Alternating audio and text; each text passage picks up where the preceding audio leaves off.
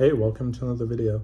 So today we're going to be going into CROTA, the son of ORYX. But before we begin, please be sure to like the video, subscribe to the channel, join the Sith Citadel Discord, links in the description, and consider becoming a join member or sending a super thanks if you wish to further support the channel. Otherwise, let's jump straight into it. So, CROTA, son of ORYX, also known as the God Knight, or the Light Destroyer, and the Eater of Hope, was an ancient and powerful hive prince who wielded the Sword of CROTA and killed countless guardians during the city's ill-fated campaign to reclaim the moon. CROTA is the main antagonist in the Dark Below, in which the Hive seek to awaken him to lead their armies against humanity. After ORYX fought his way out of the deep, after being trapped within by his sisters Savathun and Xivu Arath, he decided that he needed children to carry on his lineage, and ensure his flow of tribute was always greater than that of his siblings. CROTA was then born, and his father explained to him why he had created him and granted him a sword and a name, stating those would be the only things that he gave his son, and that CROTA would have to earn his place upon his father's court, the High War. The newborn CROTA continued to listen as his father explained the trap of the traveler, and giving species hope that there was a path in the universe that did not involve conflict, and then gave CROTA the name the Eater of Hope, in anticipation of the lives and dreams he would snuff out. CROTA was then taken to be introduced to the rest of his family. CROTA was soon joined by two sisters, Ir-Halak and Ir-Anak, and a brother, Nokris. However, Nokris was excommunicated and stricken from the Hive's histories for his heretical necromantic practices. CROTA himself was made heir to his father and the Osmium throne. CROTA also had four sworn princes, Bannock, Dakur, Garok, and Marok, forged for him a great sword with which to ravage worlds and drain the light from his foes. At some point, the young CROTA would petition his father to forge him from the flesh of the worms a tablet of ruin to bear in battle, and tithed as tribute to him. Instead, ORYX coldly rebuked his son by setting the newly created tablet with Golgoroth, and explained only tithings of violence from him and his temples were demanded of him. One day, CROTA was approached by ORYX in order to watch his sisters as they experimented with the creation of an oversoul, a paracausal thanatosphere meant to hide their deaths and become harder to kill in the hope that he would learn cunning. However, as ORYX departed to observe the destruction of an alien fortress whirled by the Black Fleet, CROTA conspired to learn his sister's secrets of the oversoul, with which he shared his father's war priest. His aunt Savathun would influence the arrogant young prince to experiment himself with opening a wound into an open space. The space CROTA's sword cut into would open a rift into the Vex network, prompting the Vex to invade ORYX's throne world en masse, much to Savathun's trickery. CROTA engaged the Vex in battle, as they struggled to understand logic of his father's throne world, but they then manifested Kira, Blade Transform, who grasped the logic and became determined to master the Ascendant realm. The Vex teleported away from CROTA and slaughtered thousands of Hive throughout the dimension, granting them greater power. CROTA and his sisters fought the Vex and created new weapons to defeat them, but Kira fled to the other side of the wound created by CROTA and built gates to prevent him from closing it. After a century of stalemate, the war was ended when ORYX was summoned back by Ir. Although ORYX saved his throne world from the Vex and became intrigued by their fascination with geometry, he punished CROTA for his reckless experiment by exiling him from his court. Grabbing him by one of his legs, the Taken King flung his progeny into the Vex gate network and ordered him to return home covered in glory or not at all. For centuries, CROTA traversed the Vex's gate network and fought across space and time, becoming a demon in many cultures. As time passed, he adjusted his tactics as he gained a greater understanding of his father and ceased to spare some of his victims, whom he complained about his father to, and instead built mighty temples and monuments to himself to increase his power through tribute, strengthening himself and his father. Meanwhile, his father would also raise Thalnok, the fanatic of CROTA, as a proxy to observe his absent son after he found favor in the latter's attempts to mantle him. Over time, during his imposed exile, CROTA himself would be joined in his symphatic consort, Omnigul, the Will of CROTA, a zealous wizard who became the mother of his own devoted brood. The two of them together would raise CROTA's own court of disciples, including Sardon, the Fist of CROTA, and the Death Singer, Ir-Yet. At one point, a then nameless Lokar had attempted to murder Omnigul to fuel her own tith.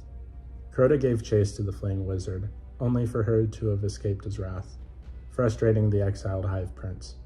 He went before ORYX and demanded his father kill Lokar for her impudence. ORYX was instead amused and impressed by the wizard's ability to evade his son, and raised her to his court, rebuking CROTA for his simplicity. CROTA also created a mighty ogre for his own design as a means to challenge the wizard Kegor, the World Render, which Omnigul claimed as her own personal summon. Among his greatest of CROTA's spawn was Hashladun, the eldest of 4 daughters, along with her sisters Bezereth, Keenox, and Voshar.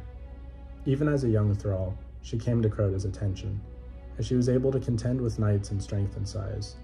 Intrigued by Hashladun, CROTA ordered her inundated in the old way of floods to remove her excesses and leave her distilled down to her most powerful form through purification. Hashladun fought the forces CROTA sent against her, slaying them all, but CROTA himself then came for her, even more deeply impressed by her love for him, expressed by her strong display of will in defying him. Dragging his daughter to a floodplain in the Ascendant realm, he impaled her to its base in the 6 places and began the ritual of inundation. Hashladun survived the ritual and emerged weakened by the ritual, but stronger for it.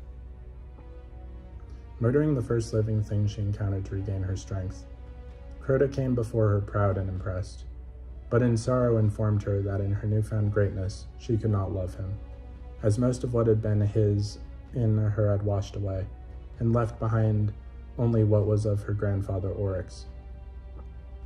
With a cry of joy and grief, he cut a hole in his realm and cast her out of his court to join the ranks of his fathers.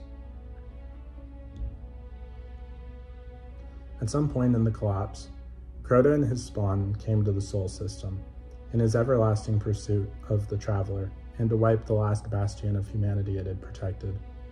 CROTA would also leave the Hive in conquering Luna, which held the pyramid of the disciple Nezarec buried beneath the surface since the Traveler's final attack. His spawn hollowed out the planetoid into a war moon, where they laid dormant until they launched their own invasion of Earth during the early City Age. In addition to Luna and the former disciple's pyramid, CROTA became interested in the space station's cockatus, which contained experimental gates from the golden age of humanity. He established his hold over these gates and created a manifold into his throne realm. From there, CROTA and his brood could commune with whispers echoed through the cockatus gates, learning to create the first weapon of sorrow. The Guardians barely repelled the Hive offense at the Battle of the Burning Lake, not realizing the true threat that the Hive posed. They launched a counterattack on the moon, which was later called the Great Disaster. The sword logic proved to be too much for the Guardians, as countless heroes fell before CROTA's blades. The God Knight himself would emerge from the abyss as he cracked Luna's surface with every stroke of his sword, and took the light of every Guardian life that it fell. Gunvor the Dawncaller would rally the remaining Titans from the First Pillar Order in a desperate charge against CROTA, sacrificing themselves to the Eater of Hope in a futile bid for time. Soon he would face the legendary Titan Wei Ning, overwhelming the striker with the paracausal might of the sword logic as he impaled her upon his cleaver. As a further show of dominance over his foes and their light, CROTA took the life of a Guardian using their own ghost, whose shell was hammered into a knife. His leadership and the power of his sword led to the Hive hordes to victory during the battle, slaying thousands of Guardians and driving them away from the moon for more than a century out of fear of CROTA's power. Despite this great victory for the Hive, CROTA's plans for further conquest of humanity were put on hold due to his father calling him back to the Ascendant plane for their final victory together. Within the Sea of Screams, however, 2 knights, one of ORYX and one of Zevo-Arath, engaged in a duel of honor in their respective masters. The duel ended in a draw, but both flung themselves into the depths of an abyss, so the Knight of ORYX failed to make his tribute to a champion of CROTA. The setback cost CROTA's champion a significant tribute at the necessary time, and thus led to his defeat in a duel against the Sergeant of the God of War. Having suffered a major loss of temples and tributaries for his father, CROTA judged it best to sleep upon his throne world and recover his lost tiths while his soul remained tethered to the Ascendant Crystal, giving him a quick means to return to the real universe once his strength was restored. He would also entrust his own sword to the 4 swarm princes of the Hidden Swarm, to guard within the depths of the Hellmouth until his return to the physical world. Seeking revenge for the Great Disaster and the death of Wei Ning, Ariana III led 5 other guardians in an attempt to assassinate CROTA within his throne world, but the hordes of Hive dwelling within the Hellmouth managed to overwhelm the fire team, picking them off one by one. Only one of the guardians, Eris Morn, survived, forever changed by her harrowing experiences trapped in the Hellmouth and obsessed with ending CROTA before he awoke. Decades later, CROTA's court began preparing for his return to the physical realm by invading the Cosmodrome on Earth, with his consort Omnigul leading the effort to raise the Hive army for a full-scale invasion of the city upon his return.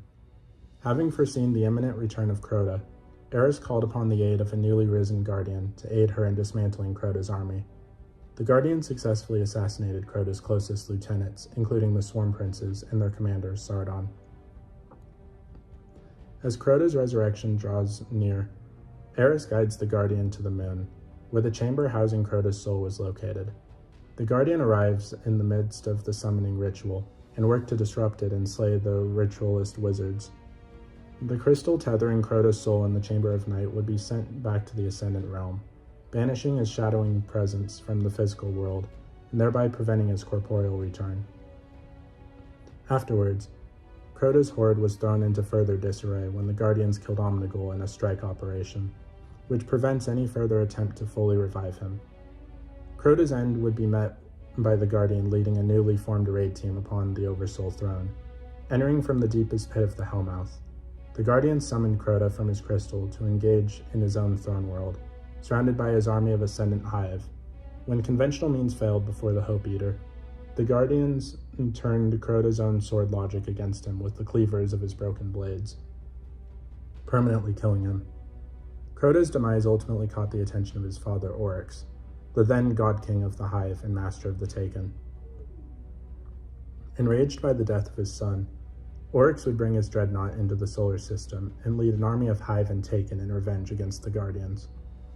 Ironically, CROTA's lingering ascendant power was necessary for the Guardians to access the Rupture Gateway into ORYX's sanctum. Returning to the Chamber of Night that tended to the crystal that housed CROTA's soul, the Guardians were able to gain a shard of the crystal, but it did not hold a piece of his soul. The Guardians now had to disrupt CROTA's death ceremony to gain a sliver of his soul. Entering CROTA's fortress, the Guardians narrowly slipped past the Hive defending his tomb, and were able to fill the shard with CROTA's death essence. With the Ascendant Shard, the Guardians were successfully able to enter ORYX's throne and defeat him. Like his son, ORYX would later fall to the Guardians who killed CROTA, when he was slain by them in his own throne world within the Ascendant Plane. CROTA's disowned, heretical, and forgotten brother Nokris would make his own stand against the Guardians, after arising from slumber in the icy depths of Mars' Hellas Basin with his master, the worm god Zal. The Herald of Zal sought to conquer the Red Planet for his god, but like his former family, Nokris would fall against the Warrior of Light. As CROTA was the first Hive god the Guardians ever faced and one of their most notorious foes, he haunts the Risen in their memories. Following the Scorn hunts and the continuous fight for the Dreaming City, CROTA's form would manifest as a nightmare blocking the Guardian's path to the derelict pyramid beneath the Scarlet Keep. The newly spawned nightmare of CROTA would prove too much for the Guardian to face, who took an essence from it before they were saved by Eris Morn. The Guardian would later face the CROTA nightmare again as they were coaxed into the interior of the pyramid, which they then succeeded in destroying.